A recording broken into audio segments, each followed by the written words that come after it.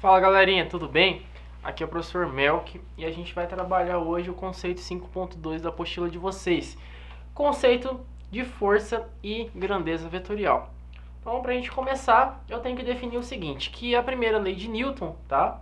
Ou a lei da inércia, diz que todo corpo tende, tá, a ficar parado a menos, tá, que uma força é exercida sobre ele, tá? Então, se a gente está parado, a gente tende a ficar parado.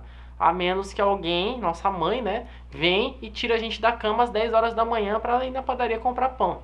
Aí lasca a gente. Então a nossa mãe enchendo o saco de manhã cedo para acordar é a nossa força de interação, ou a força propulsora que vai fazer com que a gente trabalhe. Beleza? Bom, Newton elaborou 3 leis. Essas 3 leis vão definir o que pra gente? Que existem casos, e esses casos, eles sempre vão ocorrer. Ou seja, na primeira lei, a inércia. Se um corpo está parado, ele tende a continuar parado. Beleza. Segundo caso, ou segunda lei, tá? Que a força resultante de um corpo vai ser sempre proporcional à massa vezes a aceleração desse corpo. Professor, e agora? Ele não me deu só um corpo, ele deu vários corpos juntos. Aí a gente entra na seguinte questão. Quando eu tenho vários corpos, é só eu somar a massa desses corpos. Ou seja, eu vou somar a massa do primeiro corpo, mais a massa do segundo corpo, mais a massa do terceiro corpo, mais a massa do quarto corpo. Vou somar todas as massas, multiplicar pela aceleração. Vou somar todas as massas e vou multiplicar pela aceleração. Beleza? Bom, a gente vai entender o seguinte, que quando entro, tá, em movimento retilíneo uniforme, ou seja, eu estou ao mesmo tempo parado e sempre perpétuo. A tendência é continuar esse movimento sempre, seja ele circular, seja ele em linha reta, tá? Então a tendência é, se o carro entrou em movimento, ele tende a ficar em movimento, a menos que alguém acelere mais esse carro ou freie esse carro, mas se não, ele tende a ficar em movimento. Ah, mas depois de um certo tempo o carro para. Por quê? Aí já é outra história. Por quê? Eu tenho a ação do atrito, eu tenho o peso do carro, que é muito pesado, e ele gasta energia para continuar em movimento. E aí, conforme passa o tempo, ele vai acabar parando. Mas a tendência desse carro é sempre continuar em movimento. Por isso que é a lei da inércia. Todo corpo que está parado tende a ficar parado. Todo corpo que está em movimento tende a ficar em movimento, a menos que uma força contrária haja sobre ele. Beleza? Bom, olha só. Aqui a gente tem o seguinte, que grandeza, tudo aquilo que exerce força em alguma coisa, é grandeza vetorial.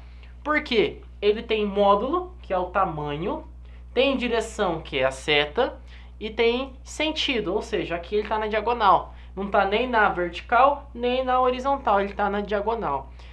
Essa seta estando na diagonal, ela vai apontar para algum lugar, beleza? Ou seja, ela vai impulsionar esse cara a algum lugar.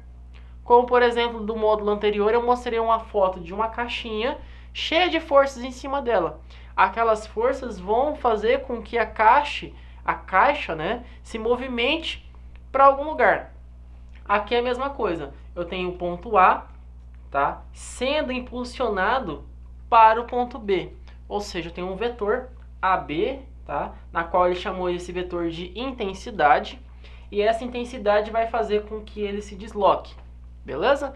Então vamos lá. Grandezas que necessitam, além do seu valor, associados a uma unidade, que a gente chama de módulo, associado a uma direção e ao sentido, para ficar totalmente determinadas, tá? Ou seja, eu preciso falar isso para que eu entenda o que eu estou fazendo.